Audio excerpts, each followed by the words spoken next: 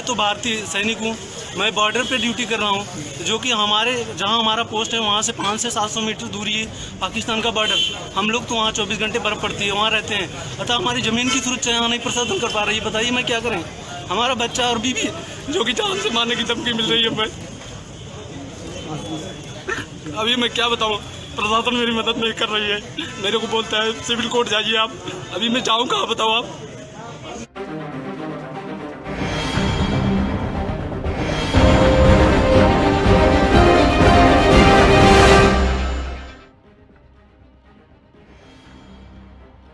नमस्कार, मैं हूं संजय प्रभाकर और आप देख रहे हैं सर्जिकल ऑपरेशन मेरे साथ, देश और दुनिया की अहम खबरों की सर्जरी, जिसमें आपकी भागीदारी भी है बेहद जरूरी।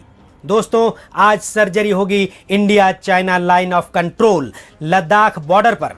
भारत के शहीद जवानों के बलिदान पर राजनीति कर रहे नॉनसेंस नेताओं की, नॉनसेंस पत्रकारों की और नॉनसेंस बुद्धिजीवियों की। देश की सुरक्षा करते हुए भारत के लिए अपनी जान कुर्बान करने को हमेशा तैयार रहने वाले वीर जवानों के दिल के दर्द की। कश्मीर के पुंछ में देश की सुरक्षा में तैनात डोगरा रेजिमेंट के एक जवान ब्रिजेश दुबे की जमीन उनके गांव के दबंगों द्वारा कब्जाए जाने की। इसके साथ ही आपके सामने इंडियन एयरफोर्स के एक जवान सरदार मनिंदर सिंह हमारे देश की आम जनता से अपने दुखते दिल की बात बोलेंगे।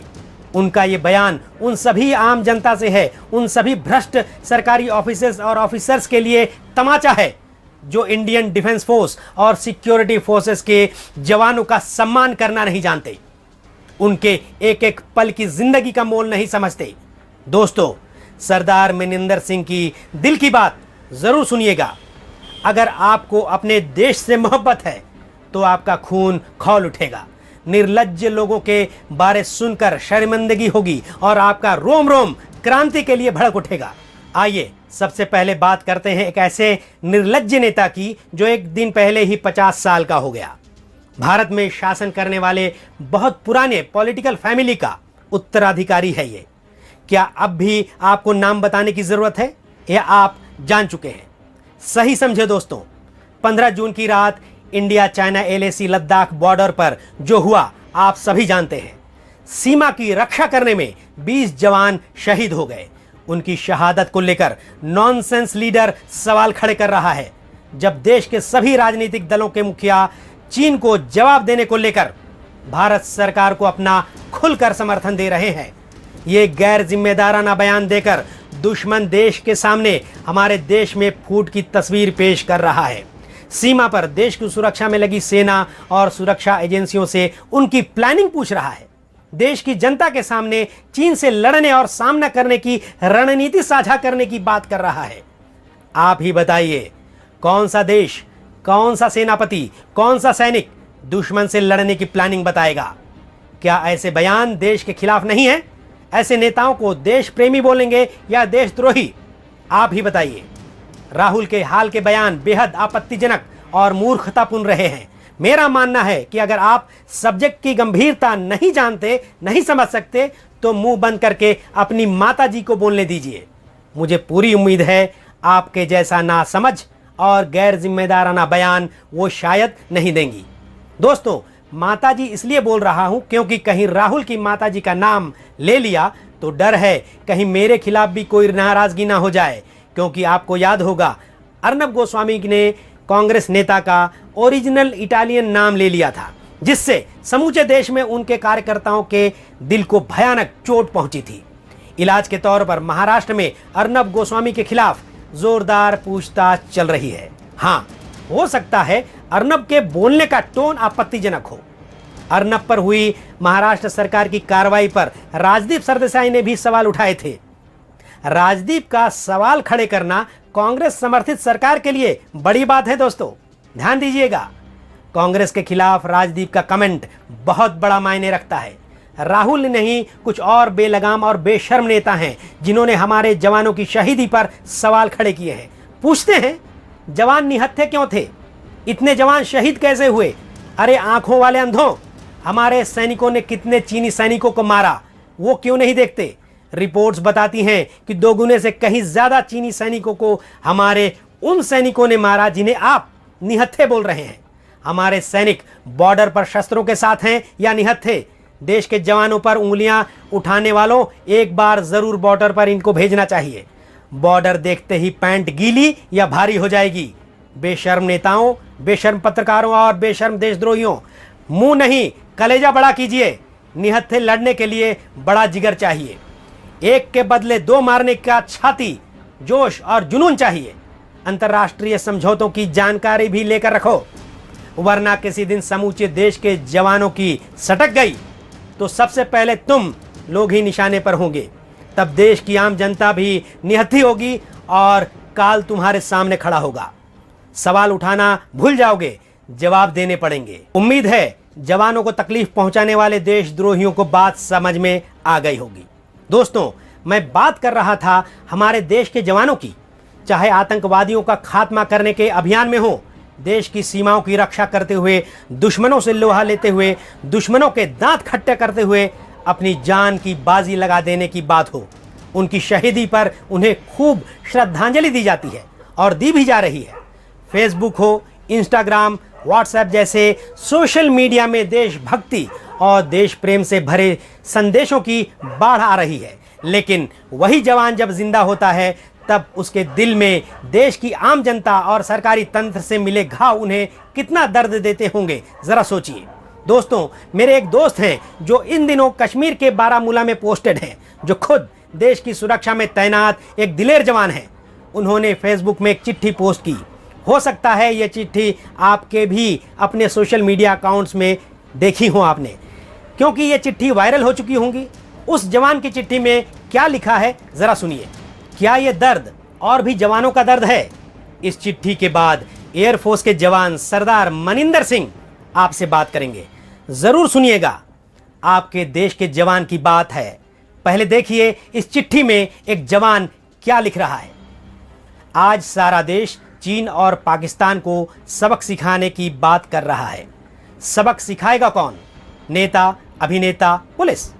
नहीं, बल्कि वो जवान जिसको आपने ट्रेन में बैठने की जगह नहीं दी, जिसकी आपने कभी सहायता नहीं की, जिसको सरकारी दफ्तरों के चक्कर लगवाए गए। वही सामान्य सा जवान आज दीवार बनकर खड़ा है। हाँ, वही जीते जी जो सुविधा नहीं, पेंशन नहीं और शहीद होने के बाद पूरा सिस्टम उसके घर वालों को परेशान करते हैं, परिवार बिखर जाता है, उसका कोई तात पुकार नहीं सुनता। वही फौजी सीना ताने खड़ा है। फौजी, सुन लो गद्दार नेताओं, गद्दार पत्रकारों, गद्दार बुद्धिजीवियों, डूब मरो।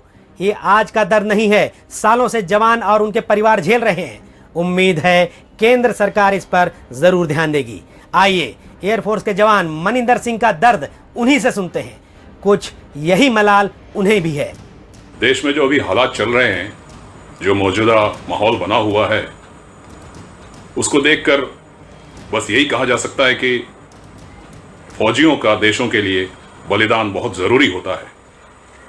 लेकिन मेरा सवाल यह है कि अगर फौजी देश के लिए कुछ करता है तो देश उसके लिए क्या करता है, ये देखने वाली बात होती है। मैं एक रिटायर्ड फौजी हूं और बहुत सारे अनुभव, बहुत सारे तजुर्बे कर चुका हूं फौज के बारे में। और इस देश की जो भावना है हमारे प्रति, वो बहुत ज़्यादा अच्छी नहीं है। फौजी सरहद पे अपनी जान देता है, चाहे वो शहीद हो, चाहे नौकरी कर रहा हो या रिटायर हो चुका हो। उसके साथ जो बर्ताव किया जाता है वो बहुत अच्छा नहीं होता। जब लड़ाई होती है, कोई मुसीबत आती है, तो फौजियों को याद किया जाता है। लेकिन जैसे ही मुसीबत टल जाती है, सुख का वक्त आ जाता है, उस फौजी को सब कोई भूल जाते हैं।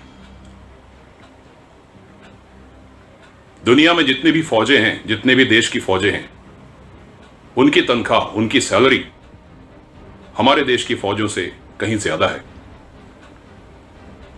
और हर मुसीबत के टाइम, जब भी कोई ऐसी मुसीबत देश पे आती है, तो फौजी ही सामने खड़ा होता है। लेकिन देश फौजियों के साथ नहीं खड़ा होता।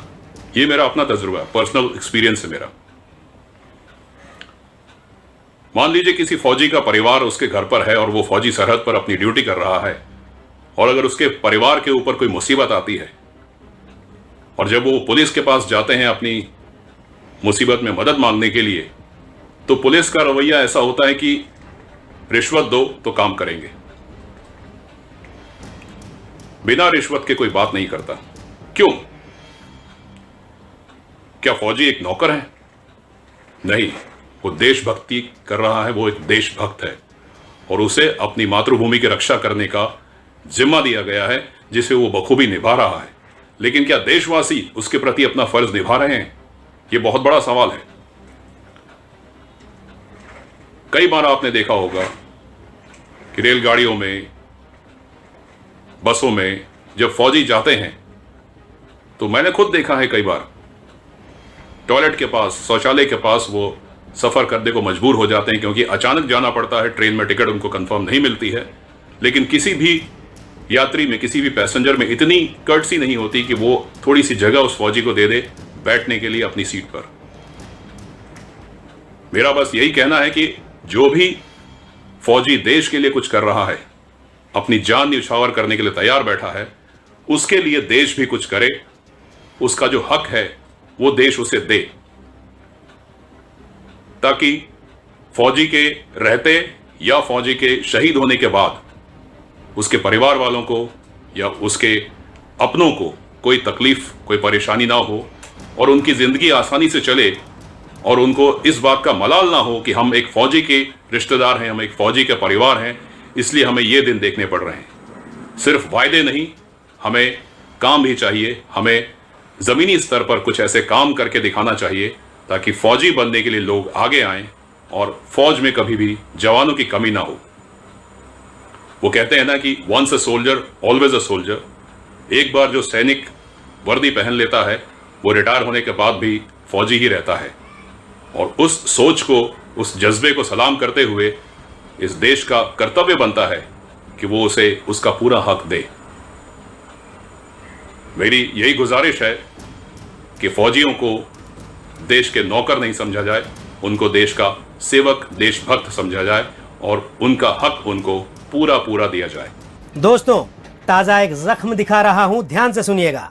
हमारे देश की सेना के एक जवान का परिवार अपने गांव के दबंगों के अत्याचार से परेशान है। कश्मीर में तैनात डोगरा रेजिमेंट के जवान ब्रिजेश दुबे की जमीन पर गांव के दबंगों ने कब्जा कर रखा है। जवान भागा भागा फिर रहा है, कोई सुनवाई नहीं होने के आरोप लग रहे हैं।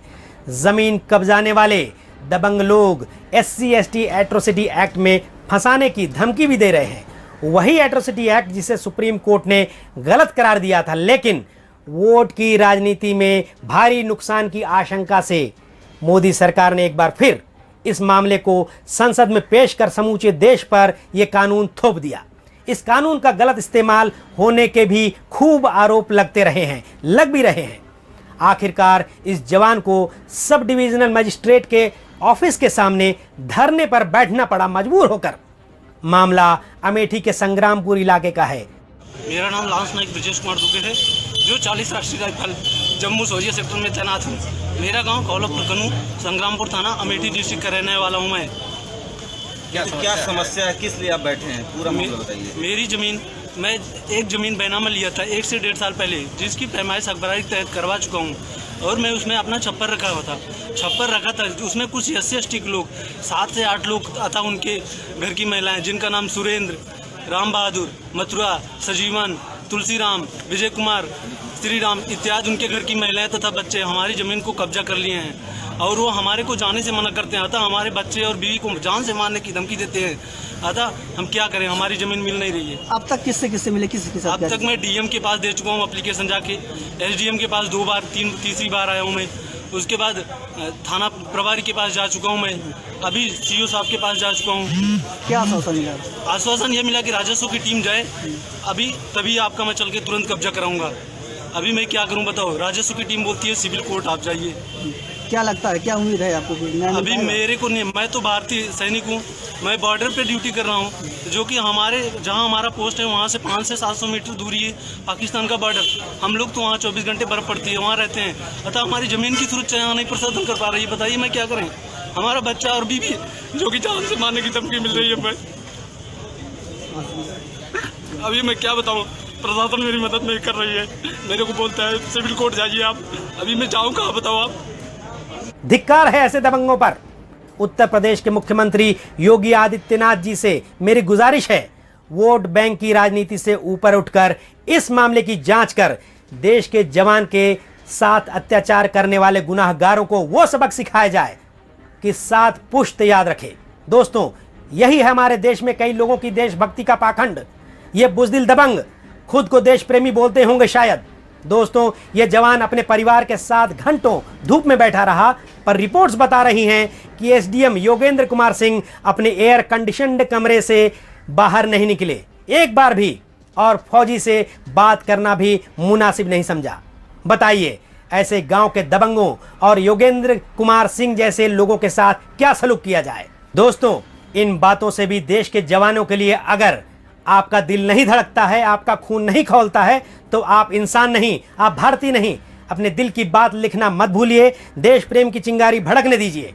दोस्तों, चैनल सब्सक्राइब जरूर कर लीजिए, और हाँ, सर्जिकल ऑपरेशन की ताज़ा रिपोर्ट्स अपने दोस्तों और सोशल मीडिया में शेयर करना न भूलिए, ताकि देश के गद्दारों पर लगाम रहे और हम सभी सतर्क रहें। जय हिंद।